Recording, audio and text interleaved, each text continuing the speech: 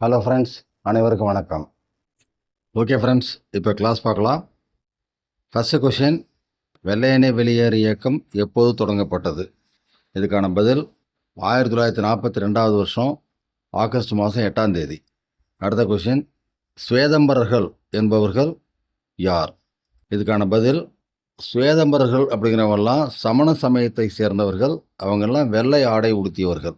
அடுத்த கொஷின், வேதங்களை நோக்கி செல் அப்படிங்கிறது எந்த சமாஜத்தோட கொள்கை? இதுக்கான பதில் ஆரிய சமாஜம். அடுத்த கேள்வி, தண்டி யாத்திரை அதாவது உப்பு சத்தியாகிரகம் அல்லது சட்ட மறுப்பு இயக்கம் இதை எப்போ தொடங்கினாங்க? இதற்கான பதில் 1930ஆம் ஆண்டு மார்ச் 12 தொடங்கி 1930ஆம் ஆண்டு ஏப்ரல் 6 முடிவு பெறுது. அடுத்த கேள்வி, பூமியின் துருவங்கள் வழியாக செல்லக்கூடிய கற்பனை கோடுகளுடைய பெயர் என்ன? இதுக்கான பதில் தீர்க்க ரேகைகள். அதாவது லாஞ்சிடியூட் அப்படிம்போம் அல்லது மெரிடியன் அப்படிம்போம். இந்த தீர்க்க ரேகைகளுக்கு கிரேட் சர்க்கிள் அப்படின்னு ஒரு பேர் உண்டு. இது தமிழில் காலக்கோடுகள் அப்படின்னு சொல்லுவோம். அடுத்த கேள்வி, கடக ரேகை அப்படிங்கிறது எந்த ரேகை? இதுக்கான பதில் 23 டிகிரி வடக்கு அட்சரேகை தான் கடக ரேகை அப்படிம்போம். டிராபிக் ஆஃப் கேன்சர் அப்படின்னு சொல்லுவோம் இங்கிலீஷில். அடுத்த கேள்வி, பூமி தன்னுடைய அச்சில் எவ்வளோ சாய்வாக இருக்குது? இதுக்கான பதில் 23 டிகிரி சாய்வாக இருக்குது. அடுத்த கேள்வி, ஒரு வானவியல் தொலைவு அப்படிங்கிறது என்ன? ஒரு வானவியல் தொலைவு அப்படிங்கிறது பூமிக்கும் சூரியனுக்கும் இடைப்பட்ட சராசரி தூரம், அஸ்ட்ரானமிக்கல் யூனிட் அப்படின்னு சொல்லுவோம். இதோட தூரம் சுமாராக 14,96,00,000 கிலோமீட்டர். அடுத்த கேள்வி, தங்கத்தின் ஒப்படர்த்தி என்ன? ஒப்படர்த்தி அப்படின்னாக்கா ரிலேட்டிவ் டென்சிட்டி அப்படிம்போம். தங்கத்தோட ரிலேட்டிவ் டென்சிட்டி என்ன? இதுதான் கேள்வி. இதுக்கான பதில் 19.3. அதாவது ஒப்படர்த்தி அப்படின்னாக்கா அந்த பொருளோட அடர்த்தியவும் சுத்தமான நீரோட அடர்த்தியவும் ஒப்பிட்டு பார்ப்போம். இப்போது இந்த நீரின் அடர்த்தியை போல் அந்த பொருளின் அடர்த்தி எத்தனை மடங்கு இருக்கிறது அப்படின்னு கண்டுபிடிப்போம். அதுதான் ஒப்படர்த்தி. இந்த இடத்துல தங்கத்தோட ஒப்படர்த்தி 19.3 அப்படின்னா நீரின் அடர்த்தியை போல் தங்கத்தின் அடர்த்தி 19.3 மடங்கு இருக்கிறது அப்படின்னு அர்த்தம். நீரின் அடர்த்தி அப்படிங்கிறது 1000 கிலோகிராம் பெர் கியூபிக் மீட்டர். இங்கே தங்கத்தை அதோட ஒப்பிட்டு பார்த்தோம்னாக்கா தங்கத்தின் அடர்த்தியானது 19,300 கிலோகிராம் பெர் கியூபிக் மீட்டர் அப்படின்னு வரும். ஓகே, அடுத்த கொஷின், தங்கத்தின் வேதி வாய்ப்பாடு என்ன? இதுக்கான பதில் AU.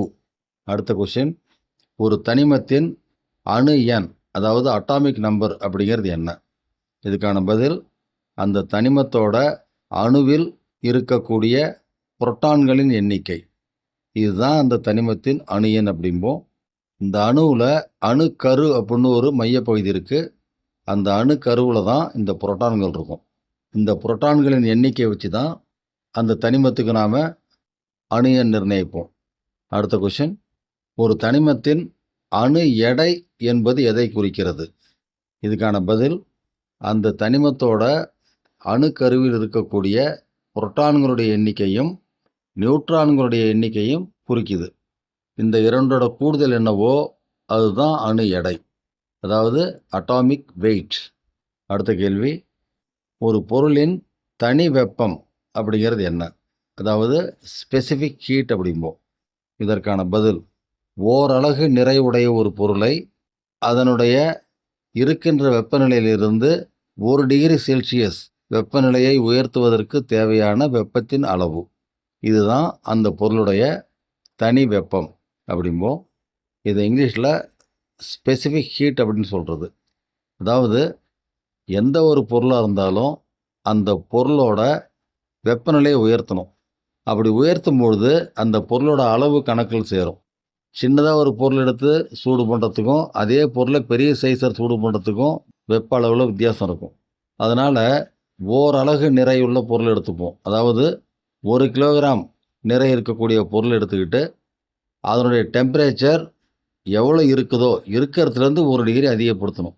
அதாவது 35 டிகிரி செல்சியஸில் அந்த பொருள் இருக்குது அப்படின்னாக்கா அந்த பொருளோட வெப்பநிலையை 36 டிகிரி செல்சியஸுக்கு உயர்த்துறதுக்கு நமக்கு எவ்வளோ வெப்பம் தேவையோ அந்த வெப்பம்தான் அந்த பொருளுடைய ஸ்பெசிஃபிக் ஹீட், அதாவது தனி வெப்பம்.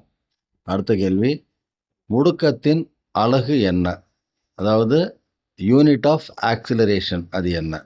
இதற்கான பதில் மீட்டர் பெர் செகண்ட் ஸ்கொயர். அதை எழுதும்போது m(s⁻²) அப்படின்னு எழுதுவாங்க. அதாவது தூரம் டிவைடட் பை நேரத்தின் இருமடி. இது இன்னும் விளக்கமாக சொல்லணும்னா டிஸ்டன்ஸ் பர் டைம். ஓகே, அடுத்த கேள்வி. இருட்டறை துயரத்தோடு தொடர்புடைய கோட்டை எது? அது எங்கு இருக்கிறது? அந்த கோட்டை எப்போது கட்டப்பட்டது? இதுதான் கேள்வி. இதற்கான பதில் அந்த கோட்டையோட பெயர் வில்லியம் கோட்டை. அந்த கோட்டை ஆங்கிலேயர்களுக்கு சொந்தமானது. அவங்க தான் அந்த கோட்டையை கிபி 1696 கட்டுறாங்க.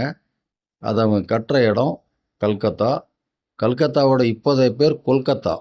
அங்கே கங்கை நதியோட ஒரு கிளை நதியான ஹூக்ளி அப்படிங்கிற நதிக்கரையில் இந்த கோட்டையை அப்போ கட்டினாங்க. அடுத்த கேள்வி. கலிங்க போர் எந்த ஆண்டு நிகழ்ந்தது? இதற்கான பதில் கிமு 261. இந்த கலிங்கம் அப்படிங்கிறது தற்போதைய ஒடிசா பகுதி தான். அடுத்த கேள்வி. நந்த மரபின் கடைசி மன்னர் யார்? இதற்கான பதில் தனநந்தன். அடுத்த கேள்வி. மௌரிய பேரரசின் முதல் மன்னர் யார்? இதற்கான பதில் சந்திரகுப்த மௌரியர்.